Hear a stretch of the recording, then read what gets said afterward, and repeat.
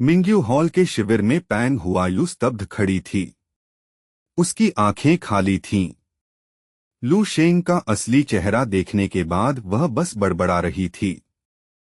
उधर super transcendence martial hall के पास लिन von वान और डोंग शेंगी दोनों कांप रहे थे। डोंग शेंगी को अचानक सब समझ में आ गया। इसलिए उसने कांपती आवाज में कहा, इसलिए उसने हमें नहीं मारा। ड्रैगन डिवीजन के इमॉर्टल गार्ड्स पहले स्तब्ध थे, लेकिन फिर अचानक उनके अंदर उत्साह भर गया। क्या यही हमारा फ्यूचर गॉड है? किसी ने धीमे से कहा। एक बूढ़ा सैनिक जोर से हंस पड़ा। मैंने कहा था, दुनिया में इतने राक्षस नहीं हो सकते। इतनी प्रतिभा वाला आदमी तो देवता की तरह पूजा जाने लायक है। लेकिन सबसे ज्यादा भ्रम में थी फियोना। उसका दिमाग जैसे काम करना बंद कर चुका था। जिस आदमी की वह अभी तारीफ कर रही थी, वही अब उसके पिता को पीट रहा था और दुनिया के मार्शियल सेंट्स से लड़ रहा था। लेकिन इन 1000 मीटर ऊंचे धार्मिक फॉर्म्स के बीच भी लू शेंग ने उनकी तरफ देखा तक नहीं। उसकी नजरें उन मार्शियल सेंट्स पर थीं जिन्होंने अभी धार्मिक फॉर्म नहीं निकाली थी। लू शेंग ने शांत आवाज में कहा, काफी समय हो गया है। मार्शियल सेंट टैन, अभी तक तुम्हारी धार्मिक फॉर्म दिखाई नहीं दी, उसने तंज किया। अब भी छुप रहे हो? 7th मार्शियल सेंट टावर में मैंने तुम्हारी मानसिक प्रोजेक्शन कई बार तोड़ी है, लू शेंग बोला। अब असली तुम्हें तोड़ने का समय आ गया है। टैन झोंग्यू ने उसकी नजर महसूस की। वह शांत खड़ा था। उसने बिना कुछ कहे कमर से अपनी लंबी तलवार निकाली। तलवार म्यान से निकलते ही तेज आवाज गूंजी। टैन झोंग्यू ने तलवार पर 2 उंगलियां रखीं और धीरे धीरे कुछ शब्द बोले। Flowing cloud, bright blade. तुरंत तलवार की नोक सूरज जैसी चमकने लगी। यह मार्शियल दाओ विल की चरम अभिव्यक्ति थी। आसमान और धरती की ऊर्जा तलवार में समा रही थी। टैन झोंग्यू ने दोनों हाथों से तलवार पकड़ी और सीधे लू शेंग की ओर वार किया। एक तेज सफेद रोशनी फट पड़ी। नीचे खड़े मार्शियल सेंट्स को तलवार दिखाई ही नहीं दी। उन्हें सिर्फ चमकती रोशनी की दीवार दिखी जो हवा को काटती हुई आगे बढ़ रही थी। लिन झेंग्युए तुरंत समझ गई, यह टैन झोंग्यू की इनविजिबल स्लैश है। एक मार्शियल सेंट चिल्लाया, मैं हमला देख ही नहीं पा रहा। लिन झेंग्युए ने धीरे से कहा, वह अपनी पूरी ताकत लगा रहा है। टैन झोंग्यू बिल्कुल स्थिर खड़ा था। ऐसा लग रहा था जैसे उसने हमला किया ही नहीं। फिर उसने गर्जना की, पनिशिंग हेवन ब्लेड लाइट। अचानक वह रोशनी लू शेंग के गले के सामने प्रकट हो गई। लेकिन लू शेंग जरा भी नहीं हिला। उसने बस हाथ खोला। फिर उसने ग्रांड मास्टर तकनीक इस्तेमाल की, 5 रियम्स, एब्सोल्यूट हेवन, और उसने हवा में ही उस अदृश्य ब्लेड लाइट को पकड़ लिया। क्रैक! उसने उसे अपनी मुट्ठी में कुचल दिया। चारों तरफ शॉकवेव फैल गई। एक मार्शियल सेंट चिल्लाया, यह क्या हो रहा है? लिन झेंग्युए को भी उड़कर पीछे जाना पड़ा। उसने टैन झोंग्यू का अल्टीमेट मूव हाथों से रोक दिया। लू शेंग ने शांत नजर से टैन झोंग्यू की ओर देखा। ठीक था, उसने कहा, लेकिन बस थोड़ा। फिर उसने 2 उंगलियां उठाईं। उसकी मुद्रा साफ चुनौती दे रही थी। टैन झोंग्यू के माथे पर पसीना आ गया। लू शेंग की मुट्ठी सुनहरी चमक से भर गई। वह अचानक आगे झपटा। बताओ, कैसा लग रहा है? अगले ही पल वह टैन झोंग्यू के सामने था। उसका मुक्का सीधे टैन झोंग्यू के पेट में धंस गया। टैन झोंग्यू का शरीर उड़ गया। उसका सुरक्षा वस्त्र भी टूट गया। लू शेंग ने शांत आवाज में कहा, मार्शियल सेंट टैन, अगर अभी अपनी धर्मा आइडल की पूरी ताकत नहीं बुलाओगे तो शायद तुम्हें दूसरा मौका नहीं मिलेगा। हजारों मीटर दूर टैन झोंगयू आखिर रुक पाया। उसका पेट अभी भी धंसा हुआ था, लेकिन धीरे धीरे ठीक हो रहा था। उसने गुस्से से कहा, मैंने तुम्हारी ताकत को कम समझा था, लेकिन अब नहीं। उसने हाथ आसमान की ओर उठाया। तुरंत एक भयानक ऑरा फैल गई। तेज हवा चलने लगी। ऊर्जा के कण उसके चारों ओर घूमने लगे। कुछ ही पलों में एक विशाल मार्शल आर्ट्स धर्मा आइडल प्रकट हो गया। उसकी दो लाल आंखें डरावनी चमक रही थीं। दूर खड़े मार्शल सेंट्स स्तब्ध रह गए।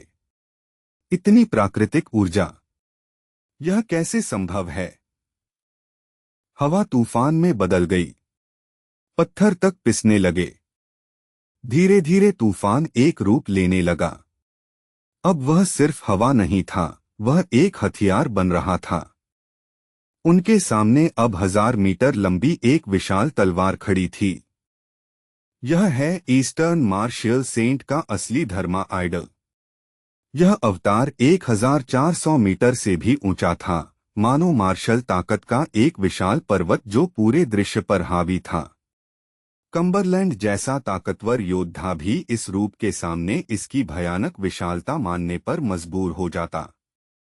वेस्टर्न मार्शल सेंट्स आपस में घबराकर फुसफुसाने लगे, ड्रैगन कंट्री का ब्राइट जेड मार्शल सेंट सच में दुनिया के टॉप 5 में आने लायक है।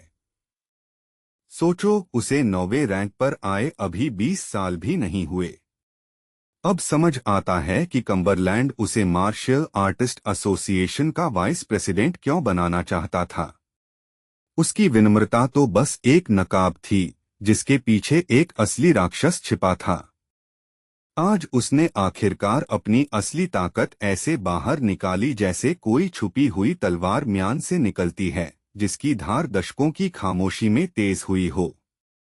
उसकी कच्ची ताकत दुनिया के 90% मार्शल सेंट्स से साफ साफ ऊपर थी, और यह देखकर हर दर्शक के दिल में झटका सा लगा। यहाँ तक कि ट्रांसेंडेंट मार्शल सेंट लिन झेंग्युए भी स्तब्ध खड़ी रह गई। दोनों ड्रैगन कंट्री के स्तंभ थे, लेकिन उसने कभी नहीं सोचा था कि टैन झोंग्यू इतनी जबरदस्त ताकत रखता है। दुनिया के कुछ ही दिग्गज, जैसे कम्बरलैंड, जिनके मार्शल अवतार्स खुद 1000 मीटर से भी बड़े थे, बाहर से शांत दिखाई दे रहे थे, क्योंकि केवल वही लोग पहले से टैन झोंग्यू की असली गहराई की झलक देख चुके थे। विशाल सुनहरी तलवार के केंद्र में तैरते हुए टैन झोंग्यू ठंडी और अडिग नजरों से लू शेंग को घूर रहा था। लू शेंग, मुझे अच्छी तरह पता है कि तुम हमें मार्शल सेंट्स को अपने रास्ते के लिए शार्पनिंग स्टोन की तरह इस्तेमाल करना चाहते हो, उसने बर्फ जैसी ठंडी आवाज में कहा। लेकिन समझ लो, मैं भी तुम्हारे साथ बिल्कुल वही कर रहा हूँ। सच कहूँ तो इस मुकाबले के लिए मुझे तुम्हारा धन्यवाद करना चाहिए। लू शेंग ने ऊपर देखा और टैन झोंग्यू के उस विशाल रूप को दिलचस्पी और हल्की मुस्कान के साथ निहारा। धीरे धीरे उसके चेहरे पर एक शिकारी जैसी मुस्कान फैलने लगी, जबकि वह विशाल तलवार धीरे धीरे उसकी ओर गिरने लगी। टैन झोंग्यू की आवाज मानो आसमान की गूंज बन गई। मुझे साफ महसूस हो रहा है कि इस लड़ाई के खत्म होते ही मैं अपनी सीमाएं तोड़ दूंगा और इससे भी ऊंचे स्तर पर पहुंच जाऊंगा।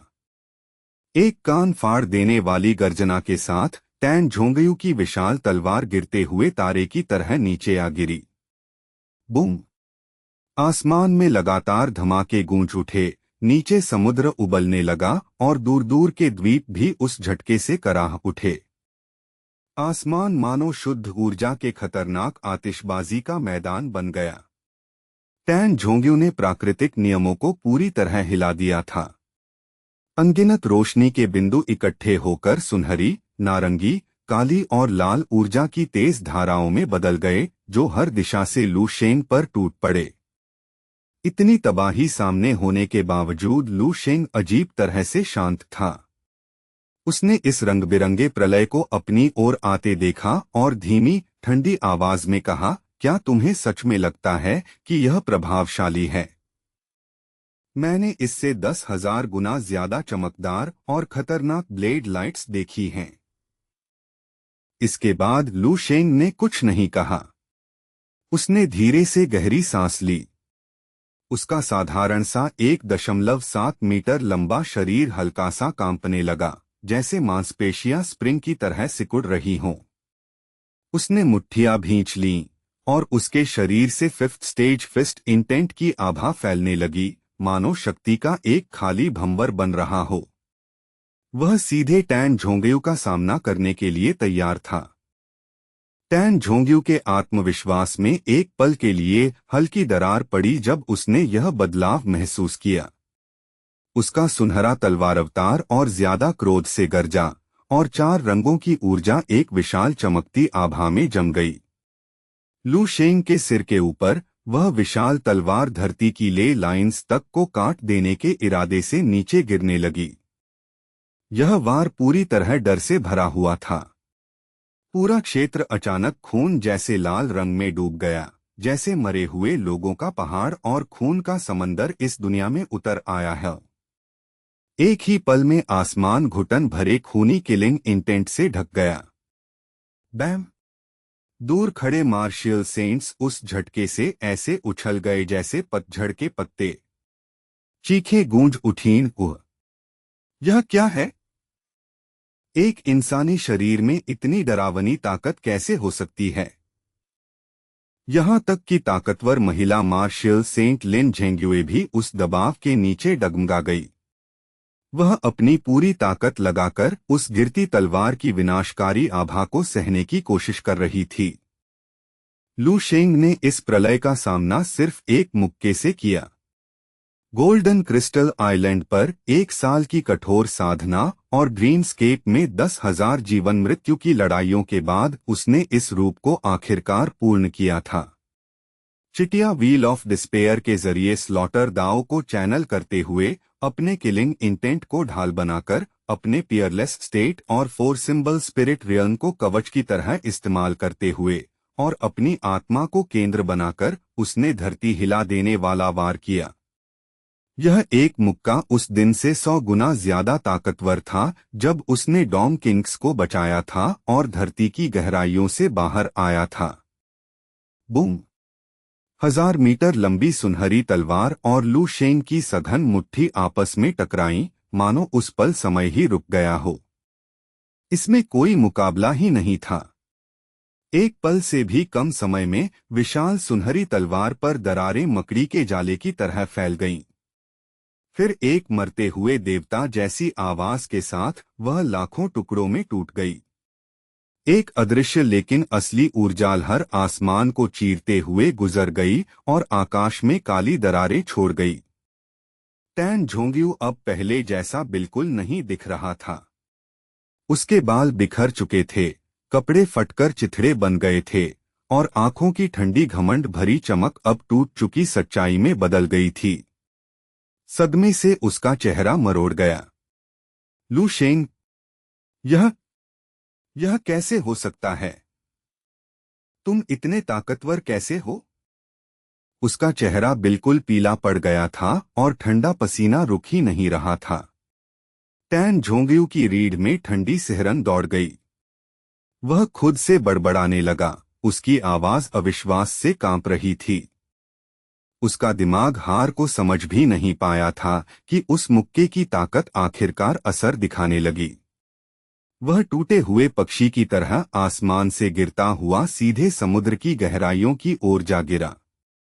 समुद्र की सतह से हजारों मीटर नीचे बस पानी के बहने और हवा की सीटी जैसी आवाजें रह गईं।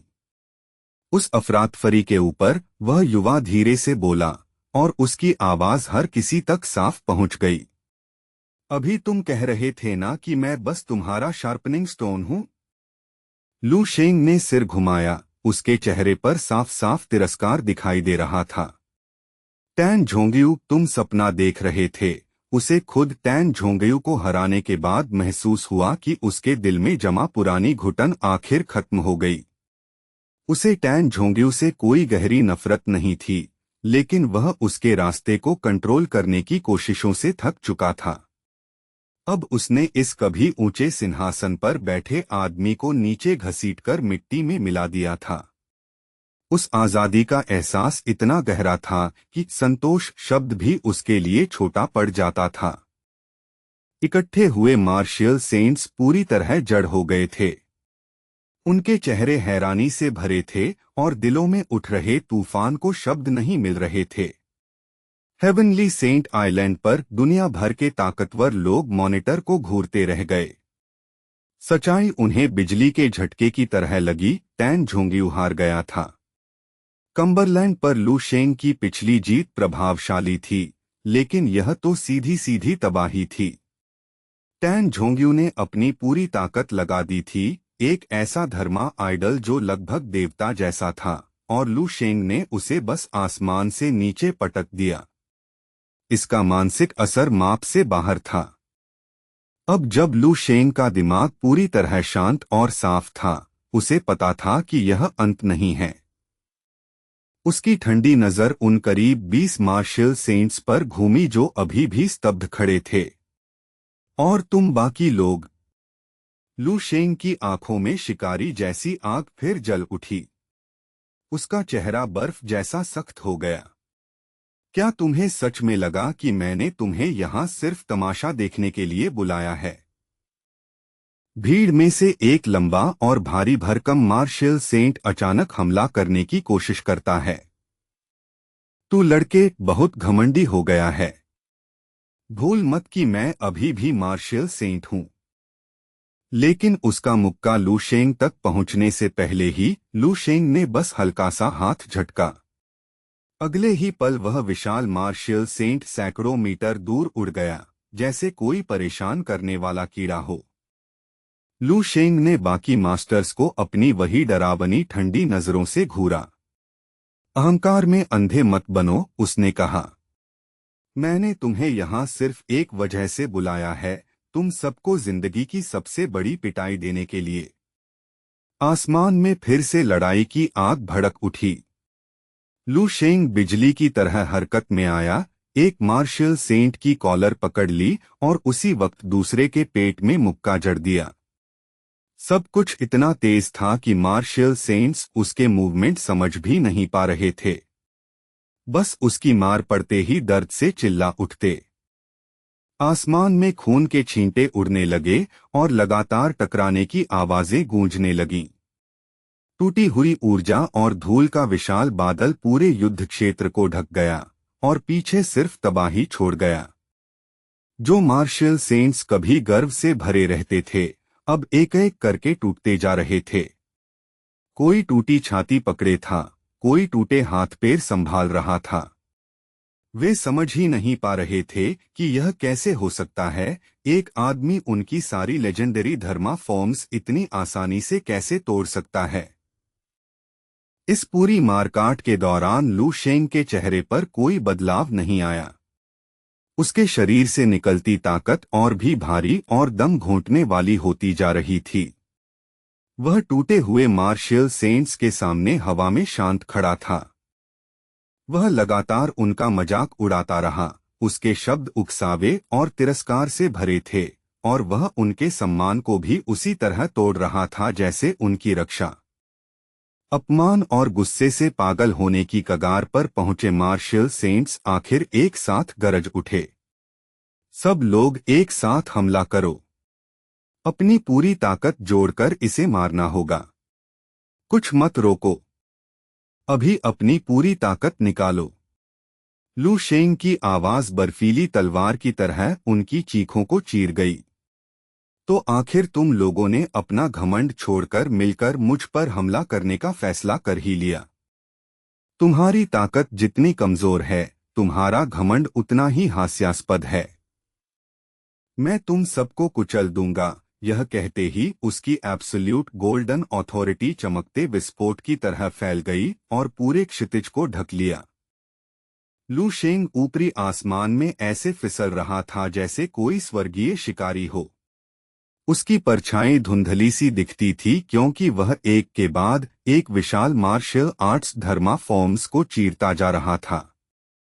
कभी हड्डियां तोड़ देने वाले मुक्के, कभी सटीक और विनाशकारी किक, हर बार मानो गिरते तारे की ताकत से भरा था।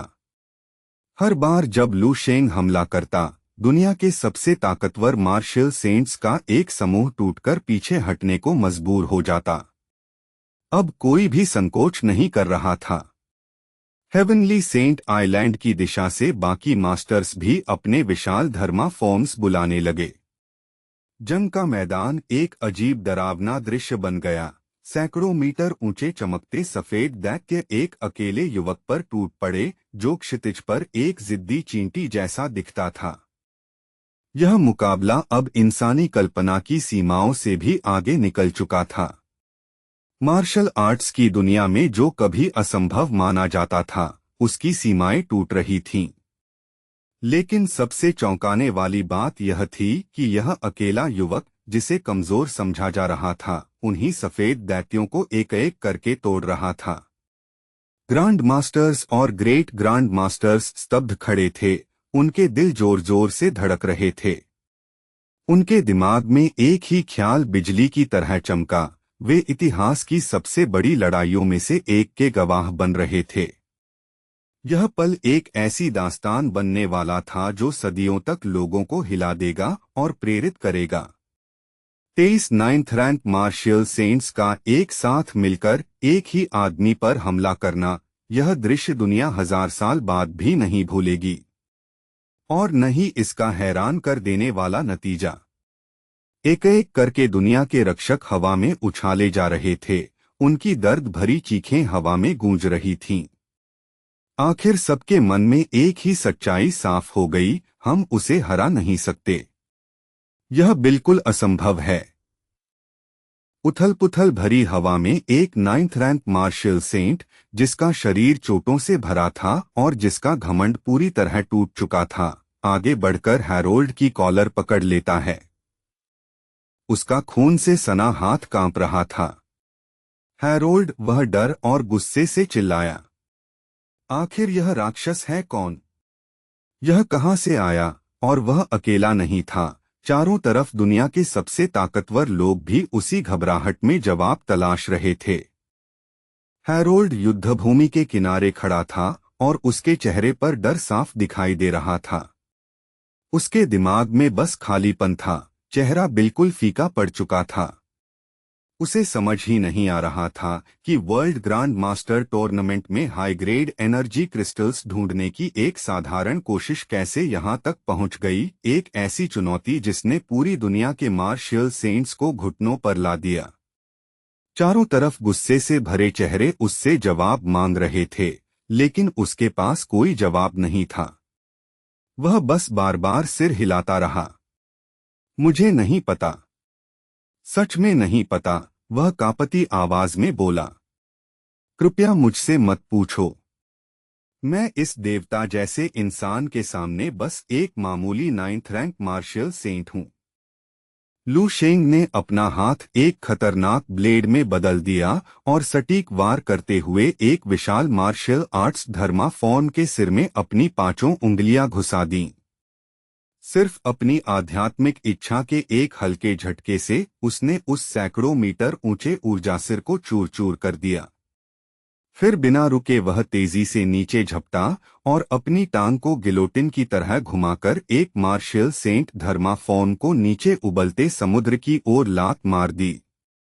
हवा में गूंजती उसकी ठंडी आवाज ताना मार रही थी, बस इतना ही। तुम सब बहुत कमजोर हो। यह लड़ाई नहीं, बस कचरा साफ करना है। क्या तुम में से कोई भी 9th रैंक मास्टर की असली ताकत का थोड़ा सा हिस्सा भी दिखा सकता है? यह सुनकर मार्शियल सेंट्स के चेहरे दर्द और गुस्से से मरोड़ गए। एक युवक से कचरा कहलाना, जबकि वे इंसानी ताकत की चोटी पर खड़े थे, यह अपमान किसी भी घाव से ज्यादा दर्दनाक था। धत तेरे की, एक मार्शियल सेंट आखिर फट पड़ा।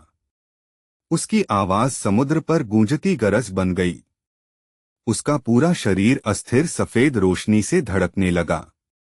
उसने अपने स्टोरेज से कुछ हाई प्योरिटी एनर्जी क्रिस्टल्स निकाले जो चमक रहे थे। और बिना एक पल सोचे उन्हें सीधे मुंह में डाल लिया। क्रिस्टल पल भर में पिघल गए और उसके शरीर में कच्ची शक्ति का विस्फोट हो गया। उसकी आंखें खून जैसी लाल हो गईं। मांसपेशियां फौलादी रस्सियों की तरह उभर आईं, इतनी तेजी से फैलते हुए कि कई जगह त्वचा फट गई। उसकी उंगलियों से नुकीले पंजे निकल आए जो हवा को चीर रहे थे। इस दर्दनाक और राक्षसी परिवर्तन के बीच वह पागलपन भरी गर्जना कर उठा, तू घमंडी लड़के, मैं अपनी जान भी दे दूंगा, बस तुझे गिरते देखना चाहता हूं। काली बिजली की तरह वह पलक झपकते ही लू शेंग के सामने पहुंच गया। उसकी मुट्ठी इतनी कसकर भींची थी कि हड्डियां चरमराने लगीं, नसें सांपों की तरह फड़फड़ा रही थीं।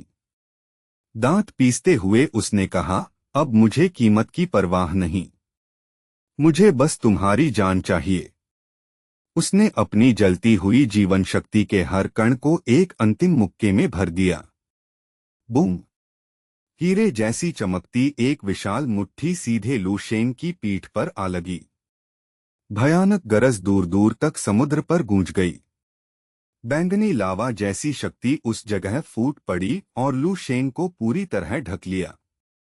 टक्कर के बाद धरती हिला देने वाला धमाका हुआ। झटका इतना भारी था मानो खुद हकीकत की दीवार टूट रही हो।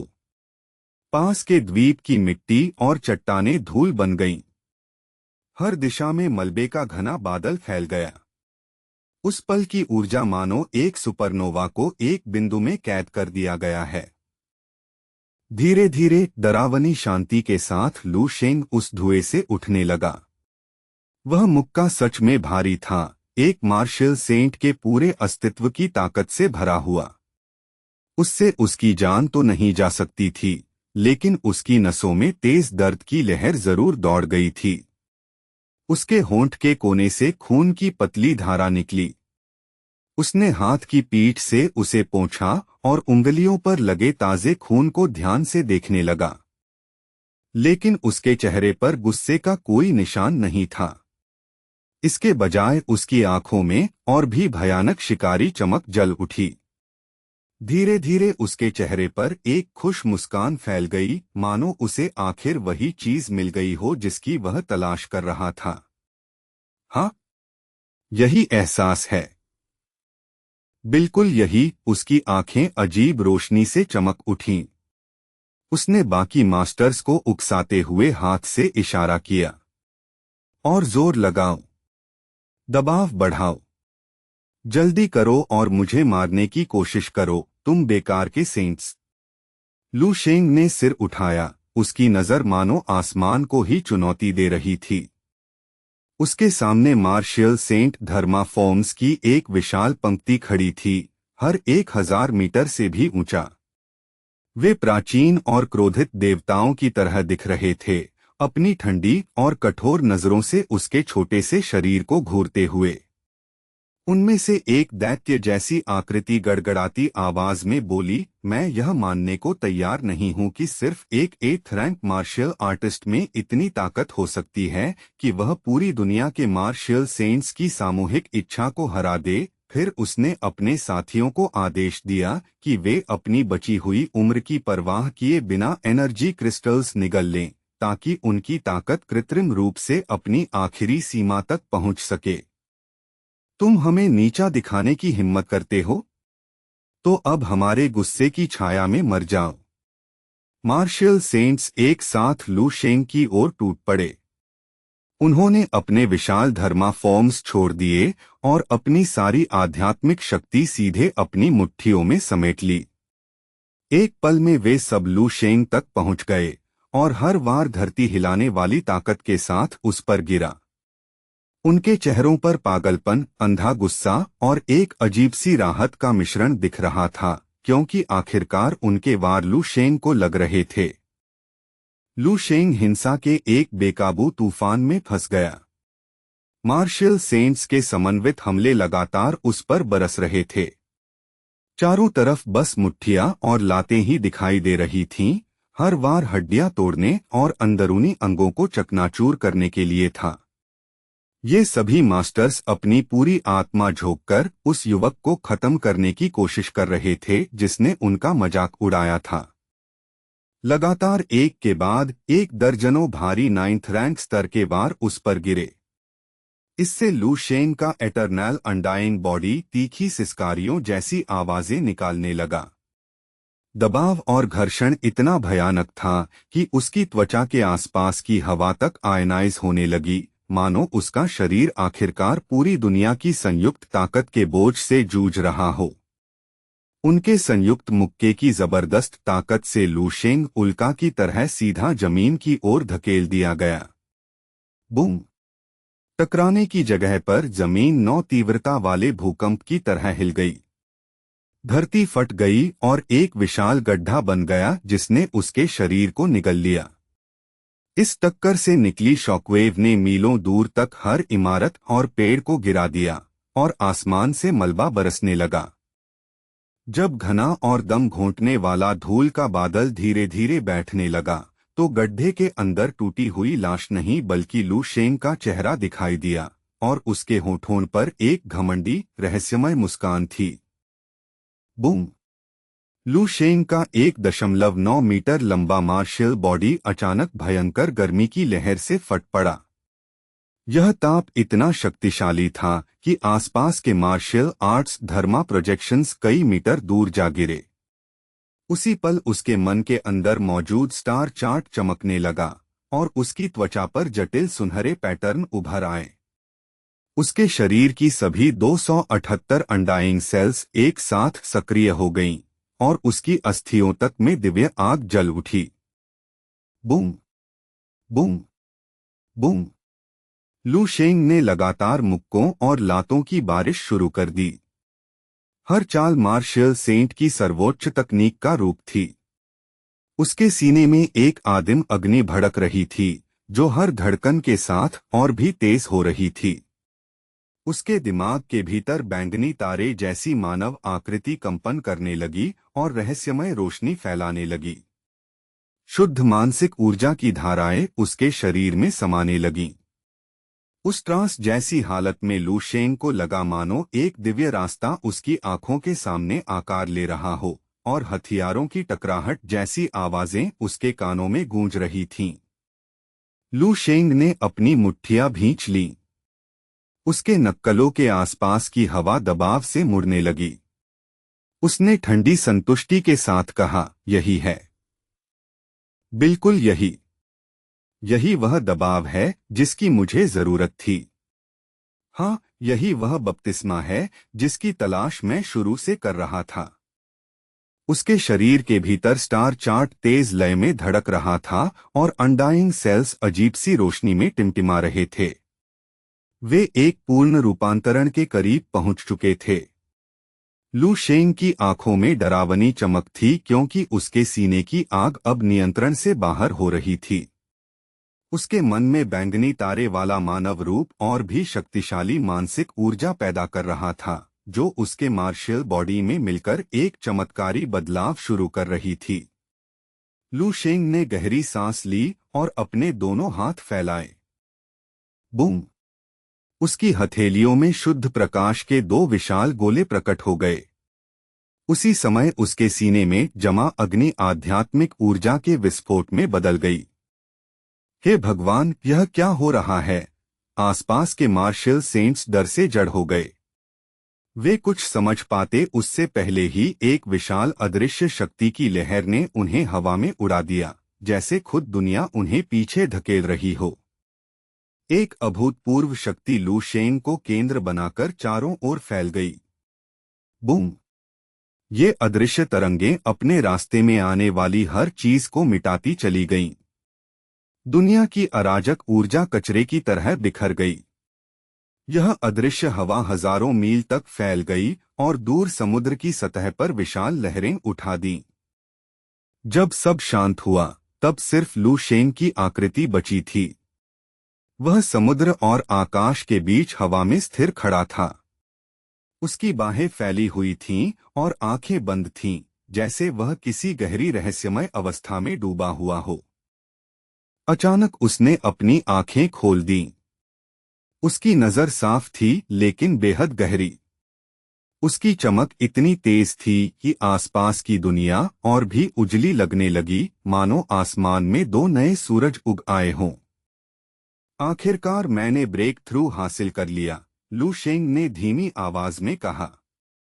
उसने चारों ओर तबाही को शांत चेहरे से देखा और दुनिया से कहा, अब इस नश्वर दुनिया में मैं पूरी तरह अजेय हूँ। ऊपर और नीचे बस हवा और समुद्र की आवाज थी। सफेद बादल धीरे धीरे तैर रहे थे और लू शेंग वहीं खड़ा था, मानो वह ही इस दुनिया का केंद्र हो। उसकी नजर नीचे टूटे हुए मार्शल सेंट्स पर घूमी।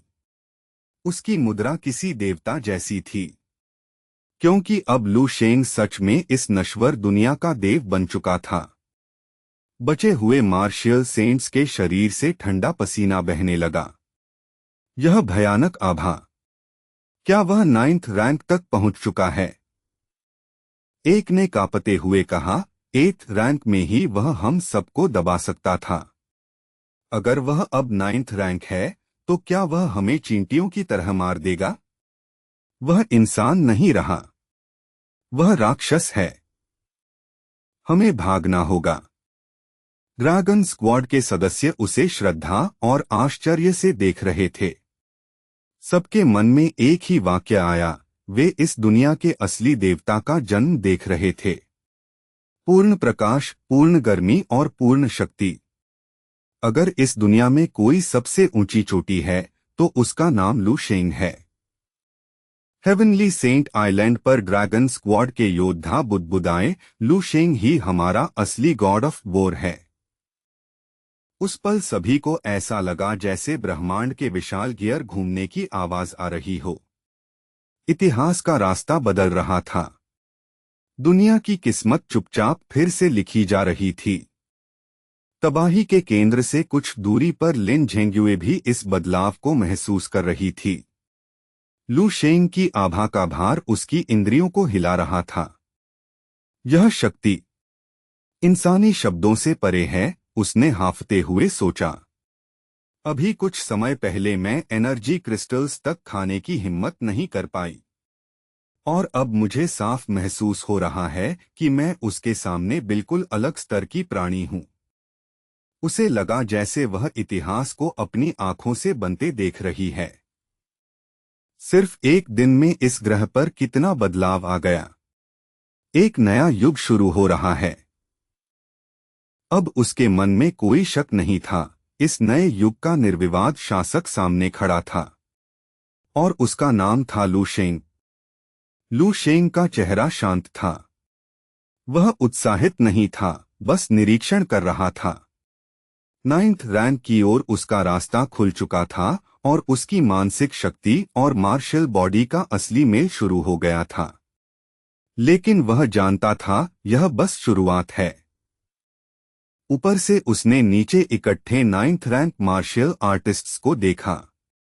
उसने सोचा, 300 साल की मार्शल आर्ट्स प्रगति, फिर भी इतनी कमजोर 20 लोग मिलकर और एनर्जी क्रिस्टल्स खाकर भी वे असली विकास नहीं कर पाए। उनमें असली मास्टर्स भी थे और नकली दिग्गज भी। तुम लोग बहुत ज्यादा हो, उसने सोचा, लेकिन किसी ने भी मुझे असली जानलेवा दबाव नहीं दिया। इस लड़ाई में तो मुझे अपनी असली ताकत भी रोकनी पड़ी ताकि गलती से तुम सबको एक ही बार में खत्म न कर दूं। लू शेंग को लगा जैसे वह आधे रास्ते पर अटका हुआ है। उसे अभी तक असली मौत का खतरा महसूस नहीं हुआ था। उसने निराश होकर गहरी सांस ली। अब साफ समझ आ गया है, अगर ये मार्शियल सेंट्स सब कुछ दांव पर लगाकर भी लड़े तब भी ये मुझे मार नहीं सकते। जब मेरे पास सिर्फ 22 इमॉर्टल सेल्स थे तब भी मैं 10th रैंक का वार सह चुका था। अब मेरे पास लगभग 300 इमॉर्टल सेल्स हैं, तो 9th रैंक से मरना तो मजाक है। अभी भी मैं असली 9th रैंक ब्रेक थ्रू से आधा ही दूर हूं, उसने सोचा। मेरे मार्शियल बॉडी और मानसिक शक्ति का परफेक्ट मेल अभी पूरा नहीं हुआ। काश कोई ऐसा दुश्मन होता जो मुझे सच में जीवन मरण की लड़ाई दे सके। तभी मेरा मार्शियल बॉडी और मानसिक ऊर्जा तेजी से मिलेंगे। शायद अब सिर्फ लैंड चेन ही ऐसा दबाव दे सकता था। ये मार्शियल सेंट्स तो बहुत कमजोर थे। लू शेंग धीरे धीरे होली आयल पर उतर आया। भीड़ उसके रास्ते से डरकर हट गई। वह वापस अपनी जगह आया और जमीन पर हल्का सा पैर मारा। बूम! धरती फट गई और एनर्जी क्रिस्टल्स का फव्वारा बाहर निकल आया। क्या उसने इतने क्रिस्टल पूरे समय अपने पास छुपा रखे थे? किसी ने फुसफुसाया। दूसरे ने कहा, बेवकूफ मत बनो। इतने क्रिस्टल कोई शरीर में कैसे छुपाएगा? यह जरूर कोई उच्च स्तर की मानसिक तकनीक होगी। लू शेंग ने उन्हें मानसिक शक्ति से हवा में तैराया और ड्रैगन डिवीजन के लोगों की ओर मुस्कराया। क्यों न आज ही तुम लोगों के साथ ड्रैगन कंट्री वापस चलूं? ड्रैगन डिवीजन के योद्धा इतने भावुक और उत्साहित थे कि बोल ही नहीं पाए। उनके लिए यह सपना सच होने जैसा था। उन्होंने सोचा था कि बस एक 9th रैंक मार्शियल सेंट मिल जाए, लेकिन अब उन्हें इंसानी क्षमता की चरम सीमा मिल गई थी। ड्रैगन डिवीजन का एक नेता तुरंत फोन निकालकर मुख्यालय को कॉल करने लगा। कुछ ही देर में दूर से एक विशेष जेट की आवाज सुनाई दी। तभी कम्बरलैंड ने पुकारा, ईस्टर्नर। लू शेंग, तुम्हारी ताकत मैं मानता हूं, लेकिन अगर तुम सारे एनर्जी क्रिस्टल्स खुद ले जाओगे तो इससे तुम्हारी ही मौत हो सकती है और शायद पूरी दुनिया की भी। अपनी लालच के परिणाम के बारे में सोचो, कम्बरलैंड बोला। लू शेंग हल्का सा मुस्कराया। अगर तुम्हारे मालिक को शिकायत है तो उसे खुद मेरे पास आने दो। चिंता मत करो कम्बरलैंड, आगे जो होगा उसमें तुम्हारा कोई दोष नहीं होगा। कम्बरलैंड स्तब्ध रह गया। उसके पास कहने के लिए शब्द ही नहीं बचे। वह दांत भींचकर बड़बड़ाया, आखिर वह राक्षस चाहता क्या है? Land chain. क्या वह सच में उससे लड़ने की सोच रहा है? यह असंभव है। सब लोग लू शेंग को ऐसे जाते देख रहे थे जैसे कोई जीवित देवता जा रहा हो। ब्लू स्टार के इतिहास में ऐसी शक्ति कभी नहीं देखी गई थी। काला सैन्य जेट तेजी से उतरकर होली आयल की जली हुई रेत पर आ गया। लू शेंग उसकी ओर बढ़ा। ड्रैगन डिवीजन के योद्धा उसके पीछे चलने लगे। जैसे ही वह जेट में चढ़ने वाला था, अचानक एक महिला की आवाज आई, रुको, कृपया रुकिए। कुछ दूरी पर एक सुंदर सुनहरे बालों वाली लड़की भागती हुई आ रही थी। वह थी फियोना। वह करीब 10 मीटर दूर रुक गई और जोर से बोली, मिस्टेरियस ईस्टर्नर, आप जा रहे हैं, लेकिन आपने अपना असली नाम नहीं बताया। लू शेंग कुछ देर चुप रहा। फिर हल्की मुस्कान आई। इससे फर्क नहीं पड़ता। मुझे भूल जाओ फियोना। कुछ साये पीछा करने के लिए नहीं होते। और वैसे भी मेरी एक मंगेतर मेरा इंतजार कर रही है। यह कहकर वह जेट में चढ़ गया। जेट उड़ गया। फियोना रेत पर खड़ी उसे दूर जाते देखती रही। आखिर उसकी आंखों से आंसू बहने लगे। कम्बरलैंड उसके पास आया और धीरे से बोला, जैसा उसने कहा, उसे भूल जाना ही बेहतर है। कुछ देर बाद फियोना का चेहरा शांत हो गया। उसकी आंखों में नई दृढ़ता चमक उठी। अब मुझे समझ आ गया। अब मुझे पता है कि आगे मुझे कौन सा रास्ता चुनना है। यह रहस्यमयी बात कहने के बाद फियोना मुड़ी और सीधे चलती हुई वहां से दूर जाने लगी। उसके कदमों में साफ उद्देश्य दिखाई दे रहा था। कम्बरलैंड ने उसे पुकारा, लेकिन उसने पीछे मुड़कर भी नहीं देखा। उसे जाते देख कम्बरलैंड ने धीरे से एक थकी हुई सांस छोड़ी। फिर पूरे दिन की असफलताओं का बोझ उसके चेहरे पर वापस उतर आया और उसका चेहरा गंभीर और भारी हो गया। एक वेस्टर्न मार्शियल सेंट, जिसकी कवच दरारों से भरी थी और जिसका मन थक चुका था, कम्बरलैंड के पास आया और धीरे से बोला, कम्बरलैंड, स्थिति बहुत खराब है। इस सम्मेलन के सभी एनर्जी क्रिस्टल्स उस लड़के ने ले लिए हैं। अब हम क्या करेंगे? हम इसे ऐसे ही नहीं जाने दे सकते। HMPH, कम्बरलैंड ने ठंडी आवाज में कहा। उसकी आंखें सिकुड़ गईं जबकि वह खाली आसमान की ओर देख रहा था। इतनी जबरदस्त ताकत के सामने हम और कर भी क्या सकते हैं? अब हमारे पास सिर्फ एक ही रास्ता है, उसने आगे कहा। उसके होठों पर हल्की क्रूर मुस्कान उभर आई। हमें गाइड लैन चेन के इस दुनिया में आने का इंतजार करना होगा। फिर यह तथाकथित पीक ह्यूमन समझेगा कि ब्रह्मांड के नियम तोड़ने की कीमत क्या होती है। उसके आसपास खड़े मार्शियल सेंट्स ने गंभीरता से सिर हिलाया। गाइड का नाम सुनते ही उनकी आंखों में गहरी श्रद्धा चमक उठी। हाँ, सही कहा, वे उत्साह से बोले। लैन चेन जरूर संतुलन वापस लाएगा और उस घमंडी ईस्टर्नर को उसकी जगह दिखाएगा। एक मार्शियल सेंट ने तो आसमान की ओर देखते हुए लगभग पागलपन भरी श्रद्धा से कहा, गाइड अजय है। वह एक ऐसा अस्तित्व है जो इंसानी संघर्ष से परे है। वह अंतिम न्याय करने के लिए उतरेगा। हाँ, वही हमें न्याय दिलाएगा, कम्बरलैंड ने कहा। उसके दिल में अंधेरी उम्मीद भर गई। ईस्टर्नर, तुम्हारा हिसाब जल्द ही होने वाला है। तुम चाहे जितने भी ताकतवर हो, लैन चेन के हाथ से नहीं बच सकते। उधर ईस्टर्न मिलिट्री डिस्ट्रिक्ट में द्वीपों की उस तनावपूर्ण स्थिति से दूर एक बिल्कुल अलग और गर्म माहौल था। मुख्य अधिकारी की विला के अंदर शाम का समय था और बड़े लिविंग रूम में घरेलू शांति फैली हुई थी। जेन यूफेन, लू है और छोटी लू किंग किचन टेबल के आसपास बैठे थे। सबने एप्रन पहन रखे थे और आटे में हाथ सने हुए थे। वे मिलकर परिवार के खाने के लिए डम्पलिंग्स बना रहे थे। लू है हंसते हुए बोला, चलो इस बार सबसे बढ़िया डम्पलिंग्स बनाते हैं।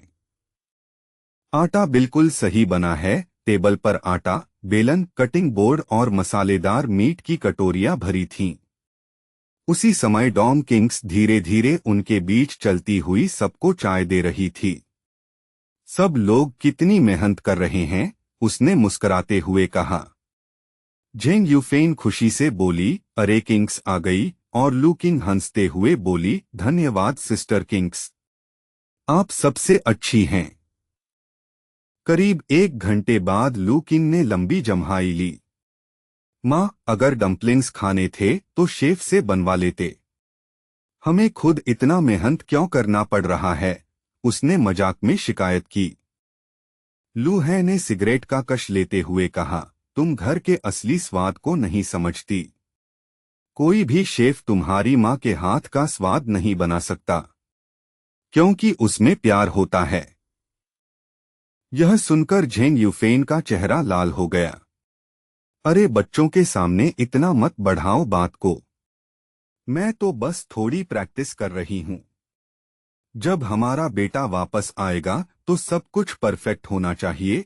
लेकिन लू है फिर भी बोला, मैं तो सच कह रहा हूँ। मेरी पत्नी दुनिया की नंबर 1 कुक है। मन ही मन उसने सोचा, अगर तारीफ नहीं की तो आज सोफे पर सोना पड़ेगा। लू किंग अपने माता पिता की इतनी मिठास भरी बातें देखकर थोड़ा अजीब महसूस कर रही थी, लेकिन फिर भी वह मुस्कुरा दी। हाँ हाँ, समझ गई। इस घर में सबसे महत्वपूर्ण तो बड़े भाई ही हैं, इसलिए हमें आटा गूंधना पड़ रहा है। फिर उसने वह सवाल पूछ ही लिया जो सबके मन में था। उसने डॉम किंग्स की ओर देखकर धीरे से पूछा, सिस्टर किंग्स, आपको क्या लगता है, मेरा भाई कब वापस आएगा? उसे गए 1 साल से ज्यादा हो गया। घर बहुत खाली लगता है। लू है और झेंग यूफेन भी आह भरते हुए बोले, हाँ। इतनी लंबी मिशन क्या हो सकती है? हमें उसकी बहुत याद आती है। डॉम किंग्स खिड़की से बाहर शाम के आसमान को देखने लगी। उसका दिल भी चिंता से भरा हुआ था, क्योंकि उसके पास भी कोई जवाब नहीं था। तभी अचानक उसके फोन की तेज घंटी कमरे की चुप्पी तोड़ गई। डॉन किंग्स ने फोन देखा और स्क्रीन पढ़ते ही उसकी आंखें वहीं टिक गईं। अचानक उसने जोर से सांस खींची। बिना कुछ कहे वह तुरंत दरवाजे की ओर दौड़ गई। लू किंग ने पीछे से आवाज लगाई, सिस्टर किंग्स। क्या हुआ? जेन यूफेन घबरा गई। क्या मिलिट्री डिस्ट्रिक्ट ने उसे अचानक मिशन दे दिया? वह हाथ झाड़ते हुए जल्दी से उसके पीछे भागी। लू है और लू किंग भी पीछे पीछे दौड़े। जब वे बाहर पहुंचे तब डॉन किंग्स की आंखें आंसुओं से भर चुकी थीं। विला के बाहर बहुत सारे उच्च सैन्य अधिकारी खड़े थे। सब ड्रैगन डिवीजन की यूनिफॉर्म में थे और उनके सीने पर ढेर सारे मेडल चमक रहे थे। लेकिन उनकी नजरें एक ही जगह पर टिकी थीं। लू परिवार ने भी उधर देखा और वहीं जम गए। वहां एक लंबा और बेहद हैंडसम युवा खड़ा था। वह 20 साल से थोड़ा ही बड़ा दिखता था। उसकी काया परफेक्ट थी और उसका व्यक्तित्व ऐसा था कि लगता था मानो पूरी दुनिया का केंद्र वही हो। उसने डॉन किंग्स को देखा और धीरे से कहा, मैं वापस आ गया। डॉन किंग्स एक पल भी नहीं रुकी। वह दौड़ती हुई लू शेंग के पास पहुंची और उसे कसकर गले लगा लिया। इतने लंबे इंतजार के बाद वह आदमी फिर उसके सामने खड़ा था। वह रो पड़ी। मैंने तुम्हारा इंतजार किया, बहुत लंबा इंतजार।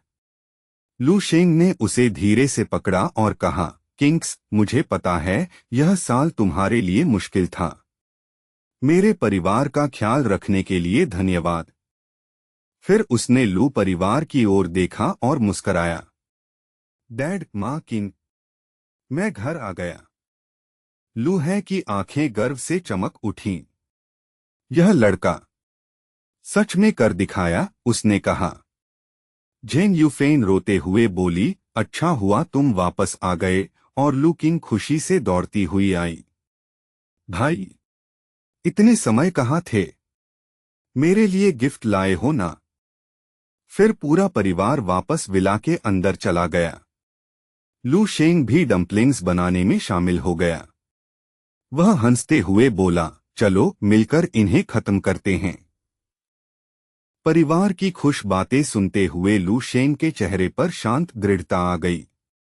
वह जानता था कि उसकी तलवार को तेज बनाए रखने के लिए कभी कभी उसे म्यान में आराम देना भी जरूरी है। उस रात बाद में घर शांत हो गया। लू शेंग और डॉन किंग्स विला के बगीचे में टहलने निकल गए। मई का महीना था और हवा में हल्की गर्मी आने लगी थी। लू शेंग ने डॉन किंग्स का हाथ पकड़ा और बोला, याद है जब हम पहली बार मिले थे? मौसम भी ऐसा ही था। डॉन किंग्स, जो पहले बहुत गर्वीली और स्वतंत्र थी, अब उसके साथ चलते हुए काफी शांत और नरम लग रही थी। लू शेंग ने उसकी कमर पकड़कर उसे थोड़ा पास खींचा। मेरे माता पिता को बाई सिटी ले जाओ कुछ दिनों के लिए। मुझे यहाँ कुछ काम खत्म करने हैं। डॉन किंग्स हल्का सा शर्मा गई। लू शेंग उसकी खूबसूरती देखकर कुछ पल के लिए चुप रह गया, फिर झुककर उसे धीरे से चूम लिया। उधर मिलिट्री हेडक्वार्टर्स में एक बड़ा मीटिंग रूम भरा हुआ था। सभी जनरल वहां बैठे थे और बड़ी स्क्रीन पर एक वीडियो चल रहा था। वीडियो खत्म हुआ तो सेंट्रल मिलिट्री रीजन के ओल्ड मार्शल खड़े हुए। उन्होंने कहा, आज का दिन इतिहास में दर्ज होगा। हमने आखिरकार अपने गॉड ऑफ वॉर का स्वागत किया है, लू शेंग। फिर उन्होंने कहा, लू शेंग ने मुझे आदेश दिया है कि एक नई बॉडी रिफाइनमेंट टेक्निक पूरे सैन्य बल में फैलाई जाए। हर सैनिक को इसे सीखना होगा। यह सुनकर सब हैरान रह गए। स्क्रीन पर एक 3D मानव आकृति दिखाई दी जो उस तकनीक के मूवमेंट दिखा रही थी। ड्रैगन डिवीजन के विशेषज्ञ बहुत ध्यान से हर मूवमेंट देख रहे थे। जैसे जैसे वीडियो आगे बढ़ा, उनके चेहरों पर हैरानी और सम्मान साफ दिखाई देने लगा। एक कमांडर बोला, यह हमारी उम्मीद से भी ज्यादा अद्भुत है। दूसरा बोला, यह तकनीक मार्शल आर्ट्स की हमारी समझ ही बदल देगी। कमरे में मौजूद सभी लोग समझ गए कि मानव क्षमता की सीमा अभी अभी टूट गई है। ओल्ड मार्शल ने सिर हिलाया। हाँ, यह तकनीक दिखने में सरल है, लेकिन इसकी डिजाइन बेहद परफेक्ट है। उन्होंने आगे कहा, परीक्षण के अनुसार यह तकनीक मार्शल आर्टिस्ट एसोसिएशन की 24 स्टैंडर्ड एक्सरसाइजेस से कम 100 गुना ज्यादा प्रभावी है। यह सुनकर पूरा कमरा स्तब्ध रह गया। एक अधिकारी उत्साह से खड़ा होकर चिल्लाया, यह मार्शल आर्ट्स का खजाना है।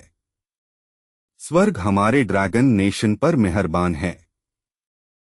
अब सभी लोग लू शेंग को सिर्फ एक योद्धा नहीं बल्कि मार्शल आर्ट्स के सच्चे देवता की तरह देखने लगे थे। तभी एक अधिकारी ने हाथ उठाया, लेकिन अगर यह तकनीक इतनी शक्तिशाली है तो क्या हमें इसे पूरे सैन्य बल में फैलाना चाहिए? अगर यह बाहर लीक हो गई तो हमारा फायदा खत्म हो जाएगा। ओल्ड मार्शल ने शांत आवाज में कहा, तुम मार्शल सेंट के असली दिल को नहीं समझते। लू शेंग यह तकनीक पूरी पृथ्वी के लिए देना चाहता है ताकि पूरी मानवता की शक्ति बढ़ सके।